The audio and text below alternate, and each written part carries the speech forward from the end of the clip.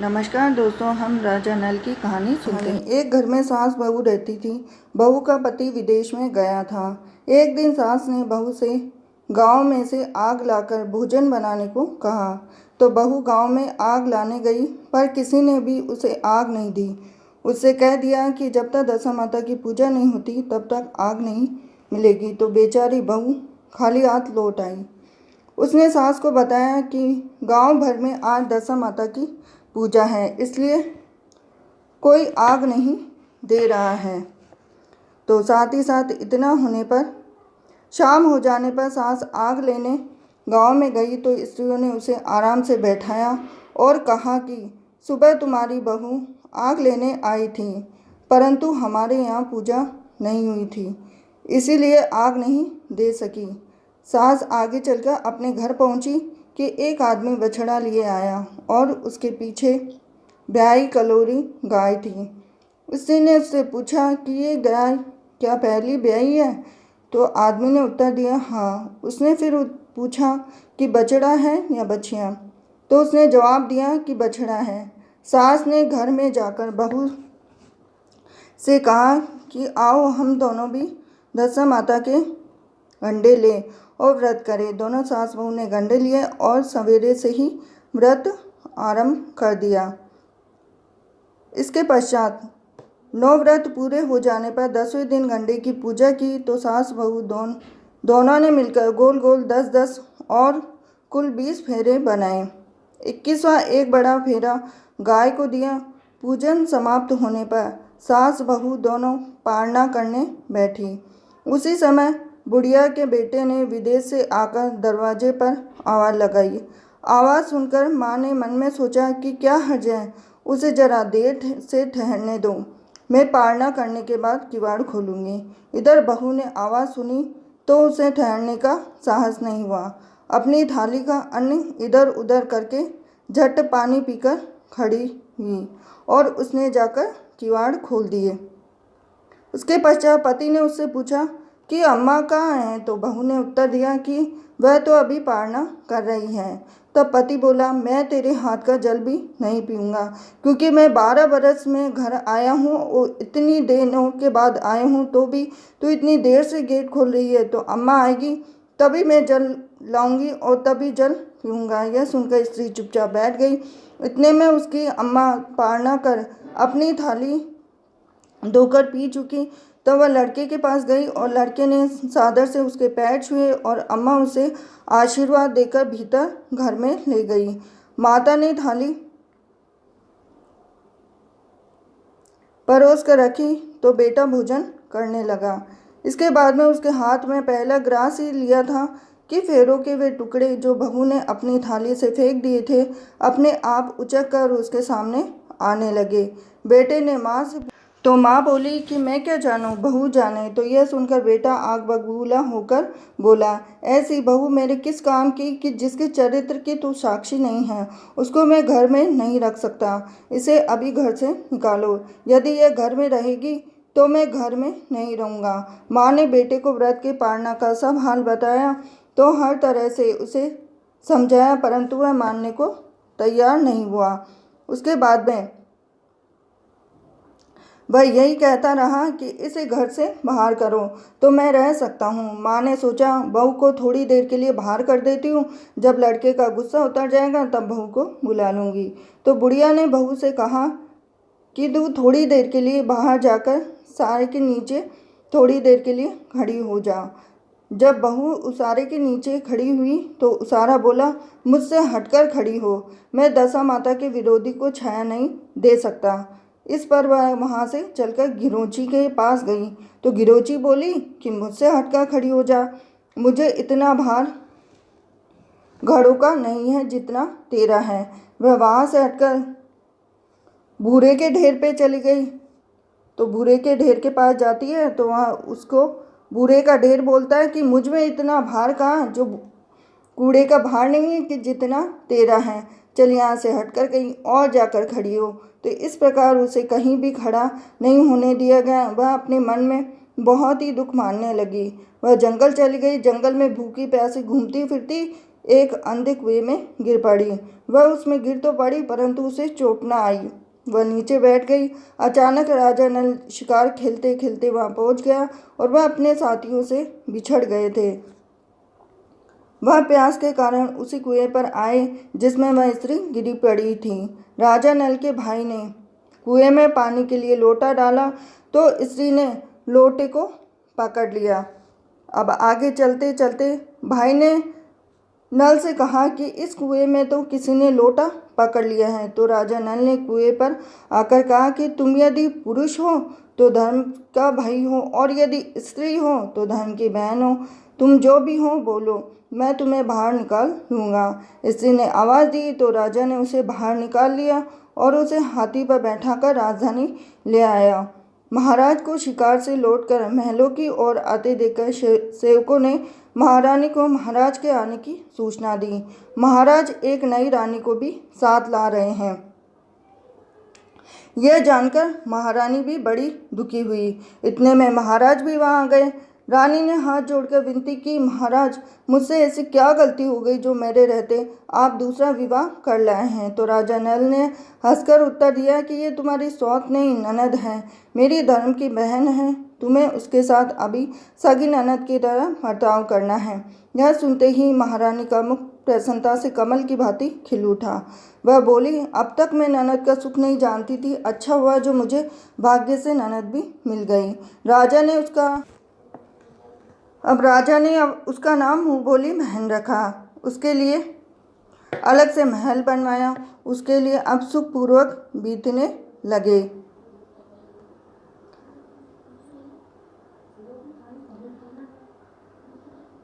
अब एक दिन राजा की घोड़ी ब्याई तो राजमहल की स्त्रियां बधाई गीत गाने लगी।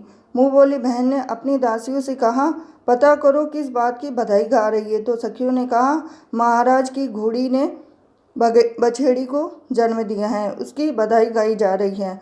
मुँह बोली बहन ने पूछा कि इसको पहलोड़ी ब्याई है या दूसरी या तीसरी। तो दासियों ने उत्तर दिया, यह तो पहलोड़ी है। तब मुँह बोली बहन ने महारानी के पास जाकर कहा, आओ भावज रानी, हम दोनों दशा माता का डोरा ले। तो रानी ने पूछा कि दशा माता का डोरा क्या होता है। वह बोली, दशा माता के व्रत का यह नियम है कि पहले जब गाय या घोड़ी या स्त्री का प्रसव सुने तब डोरा लेकर व्रत आरंभ करते हैं और 9 व्रत करने के बाद 10वें दिन डोरे को पूजन करके विसर्जन करते हैं। इसी के साथ इस पारने का नियम भी बताती हैं। तब महारानी बोली कि तुम्हारा व्रत तुमको फले। मैं पूड़ी और दूध की खीर खाने वाली रानी महारानी भला बन भरा गोले की पापड़ी कैसे खा सकती हूँ।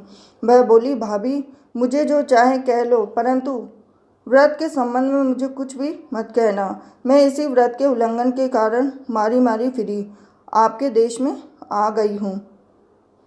अब इतना होते ही महारानी ने उदासीनता के साथ कहा, मुझे क्या पड़ी, तुम्हें तो अच्छा लगे वह करो, मैं मना तो नहीं करती। मुँह बोली बहन ने श्रद्धापूर्वक डोरा लिया। 9 दिन तक व्रत किए और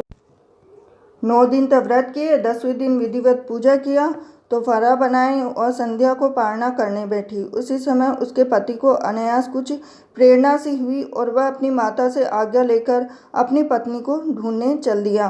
घूमता फिरता वह राजा नल की राजधानी में पहुंचा और अपनी पत्नी का पता लगाने लगा। उसने एक कुएं पर कुछ औरतों को बातें करते देखा। एक कह रही थी, राजा की मुँह बोली बहन बहुत ही सुंदर स्त्री है, आजकल उसी का किया हुआ सब कुछ होता है।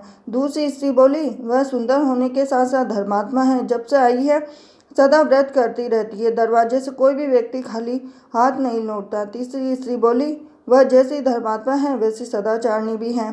चौथी स्त्री बोली कि वह सदाचारणी और सर्वप्रिय भी है और सारी प्रजा उससे खुश है। 5वीं स्त्री बोली कि यह तो सब है, परंतु अब तक यह नहीं पता कि वो कौन है और कहाँ से आई है। उन औरतों की बात सुनकर वह साधु के वेश में राजा नल की मुँह बोली बहन के महल के द्वार पर जा पहुँचा। वहाँ उसने भिक्षा हेतु आवाज़ लगाई तो द्वारपाल उसे भिक्षा देने लगा। उसने द्वारपाल के हाथों से भिक्षा लेने से मना कर दिया। बोला, भिक्षा देने वाली स्वामिनी के हाथ से ही भिक्षा ग्रहण करूँगा, नहीं तो मैं आगे रास्ते चला जाऊँगा। तब द्वारपाल ने कहा कि इस समय वह दशा माता का व्रत करके पारणा कर रही है। पारणा समाप्त हो जाने पर तुमको भिक्षा दे सकती है, तब तक तुम प्रतीक्षा करो। अब इसके बाद में वह चुपचाप बैठकर प्रतीक्षा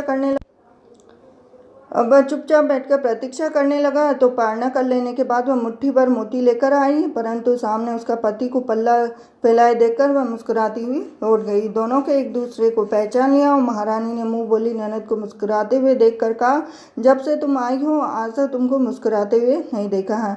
आज इस साधु को देखकर हंसने का क्या कारण है? तो मुंह बोली बहन ने उत्तर दिया कि वह साधु हमारे घर का है। रानी ने पूछा, वह ऐसा क्यों आया है? उसने कहा, वह अभी तक मेरा पता लगाने आया है। महारानी ने राजा नल से कहा कि तुम्हारे मुंह बोली बहन के घर के लोग आए हैं। तो राजा ने कहा कि उनसे कह दो कि अभी यहाँ से घर जाकर वहाँ से हमारी हैसियत से आए, तब मैं बहन की विदाई करूँगा। राजा नल की मुंह बोली बहन का पति घर जाकर अपनी सास से बोला, तुम्हारी बहू राजा नल के यहाँ उसकी बहन बनकर रह रही है। वह रोज सदाव्रत करती है और नियम धर्म से दिन बिताती है। तब उसकी माता ने उसे आज्ञा दी, बहू को ले आओ। और वह बोली कहार बाजे गाजे कहार आदि के साथ यथाचित सज धज कर राजा नल की राजधानी को चल दिया। अब इसके बाद राजा ने उसका यथोचित आदर सत्कार किया। कुछ दिन मेहमानी में रखकर विधि पूर्वक बहन की विदाई की। जब वह महल से बाहर निकल चलने लगी तो महल भी उसके पीछे पीछे चलने लगा। तब महारानी बोली, ननद जी तुम्हारा महल मेरा महल भी ले चली, जरा पीछे मुड़कर तो देखती जाओ। जो ही मुड़कर पीछे की ओर देखे तो राजा का संपूर्ण राजसी वैभव अचानक लुप्त हो गया। तो राजा की मुँह बोली बहन तो अपने पति के साथ आनंद से रहने लगी और राजा नल व रानी का यह हाल हो गया कि दोनों कमरी कसरी ओढ़े फिरने लगे। उनके जलाशय भी खाली हो गए। साथ ही साथ अब राजा और रानी बड़ा दुखी होने लगी। राजा नल रानी से बोले कि अब हमें यहाँ से कहीं दूसरी जगह चलना चाहिए। रानी पतिव्रता स्त्री थी तो उसने राजा की आज्ञा मान ली। चलते चलते वे एक गांव में पहुंचे। वहां पर बेरी के पेड़ पर बेर लगे हुए थे। तो राजा रानी दोनों भूखे थे। उन्होंने बेरों को उठाया तो बेर लोहे के हो गए। इस प्रकार राजा रानी जिस वस्तु को भी हाथ लगाते वह कंकड़ पत्थर की बदल जाती। इतने पर राजा रानी आगे बढ़ते गए। रास्ते में उन्हें एक व्यापारी मिला। तो व्यापारी ने राजा और रानी को पहचान लिया। उसने राजा रानी के भोजन के लिए आटा दिया तो वे आटा लेकर एक नदी के किनारे पर चले गए। रानी भोजन बनाने लगी और राजा नल स्नान करने चले गए। उस नदी में मछुआरे मछलियाँ पकड़ रहे थे। तो मछुआरों ने राजा ने 4 मछलियाँ दी। रानी ने मछलियाँ भूनकर रोटियाँ बना ली और राजा नल भोजन करने लगे तो रोटियाँ भी ईंट में परिवर्तित हो गई। मछलियाँ उछलकर नदी में चली गई और वहाँ से चलकर राजा रानी अपनी मुँह बोली बहन के यहाँ गए। तो बहन को जब पता लगा कि भाई भौजाई आए तो उसने पूछा कि कैसे आए। तो रानी ने कहा कि लटके चितू भूखे कुकरा ऐसे आए और कहते आए। यह सुनकर उसकी बड़ी लज्जा हुई। उसने कहा राजा रानी को एक कुमार के यहाँ ठहरा दिया। शाम को थाल सजाकर बहन स्वयं भौजाई से मिलने कुमार के घर गई। इतने में भौजाई के सामने थाल रखा तो भौजाई ने कहा कि इस थाल में जो कुछ भी है वह तुम्हारे चक्के के नीचे रख दो और चली जाओ। तो ननद थाल का सारा सामान चक्के के नीचे रखकर चली गई। थोड़ी देर में राजा ने आकर रानी से अब राजा रानी भटकते भटकते अपनी बहन के वहाँ पर भी रहने लग गए और वहाँ पर भी सब कंकड़ पत्थर हो गया। तो राजा भी सोचने लगा कि भला मेरी बहन कंकड़ पत्थर क्यों लाएगी। तब राजा को ध्यान आया कि ये सब दशा माता की कृपा के कारण ही हो रहा है। अब राजा रानी वहाँ से चलकर अपने मित्र के घर गए। तो मित्र को लोगों से पता चला कि उसने पूछा कैसे आना हुआ। तो उन्होंने उत्तर दिया, कमरी ओढ़े कमरी बिछाए मांग मांग कर खाए, ऐसे आए और कैसे आए। मित्र ने दुखी होकर कहा, कोई हानि नहीं, जैसे आए वैसे अच्छे आए, आखिर मित्र हैं, उन्हें महलों में ले आओ। मित्र ने उन दोनों का स्वागत किया, स्वादिष्ट भोजन कराया और एक कमरे में उनके लिए पलंग बिछवा दिया। तो उस कमरे में एक खूंटी पर 9 लाख का हार टंगा हुआ था। तो पलंग की पाटी पर बिजुरिया खाड़ा रखा था। तो आधी रात के समय राजा तो सोए सो गए, परंतु रानी जाग रही थी। रानी ने देखा कि हार वाली खूंटी के पास दीवार में एक मोर का चित्र बना है। मोर धीरे धीरे हाथ को निगल रहा था, तो रानी ने राजा को जगाकर वह दृश्य बताया। तो राजा ने सोचा, यहाँ से चुपचाप चलना चाहिए, नहीं तो सवेरे चोरी का कलंक लगेगा। तब मित्र को क्या मुख दिखाएंगे। बेचारे राजा रानी रात में ही उठकर जंगल की तरफ चले गए। दोनों चलते चलते दोनों दूसरे राजा की राजधानी में पहुंचे, तो वहाँ अतिथि और भिक्षुओं को सदाव्रत दिया जा रहा था, तो वे भी सदाव्रत लेने पहुंचे, परंतु उस समय सदाव्रत बंद हो चुका था। वहाँ के अधिकारियों ने कहा कि यह लोग न जाने कहाँ से अभागे आए हैं कि इन्हें देने के लिए कुछ भी नहीं बचा। इन्हें एक एक मुट्ठी चने दे दो। उन्होंने इस प्रकार से अनादर और कुवाच्य सहित दान लेना स्वीकार कर दिया। वे दानाध्यक्ष की निंदा करते हुए बोले कि ऐसी कंजूसी है जो सदाव्रत देने का नाम ही क्यों करता है। दानाध्यक्ष बोला कि यह तो बड़ा घमंडी भिक्षुक लगता है, भीख भी मांगता है और गाली भी देता है, तो इनको हवालात में डाल दो। इस प्रकार दोनों को एक कोठरी में बंद कर दिया। एक एक मुट्ठी चने दोनों को खाने के लिए मिलने लगे। तो जिस कोठरी में राजा और रानी को बंद किया था, उसी के पास आम रास्ता था। तो एक महतरानी राजा की घुड़साल को साफ कर रही थी, तो उसी रास्ते से निकाला करती थी। तो एक दिन बहुत देर से निकली, तो रानी उससे पूछने लगी कि तू आज इतनी देरी से क्यों आई है। तो वह बोली कि राजा की घोड़ी ब्याई थी, उसकी टहल में देर हो गई। रानी पूछी कि घोड़ी पहली बार ब्याई है, दूसरी बार या तीसरी बार। तो महतानी ने बताया कि पहली बार। फिर रानी ने पूछा, बछेड़ा हुआ या बछेड़ी। तो महतानी ने उत्तर दिया, बहुत अच्छा बछेड़ा हुआ है। यह सुनकर रानी ने राजा से कहा कि एक बार मैंने तुम्हारी मुंह बोली बहन की डोरी का अनादर किया था, उसी दिन से हमारी दशा बदल गई। मैं आज दशा माता का डोरा लेना चाहती हूँ। तो राजा ने कहा कि यहाँ पूजा की सामग्री कहाँ से आएगी, उसके नियम धर्म का पालन कैसे होगा।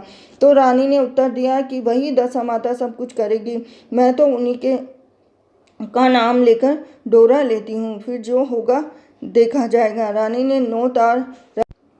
अब रानी ने उत्तर दिया कि भाई दशा माता सब कुछ करेगी, मैं तो उन्हीं के नाम को लेकर डोरा लेती हूँ, फिर जो होगा देखा जाएगा।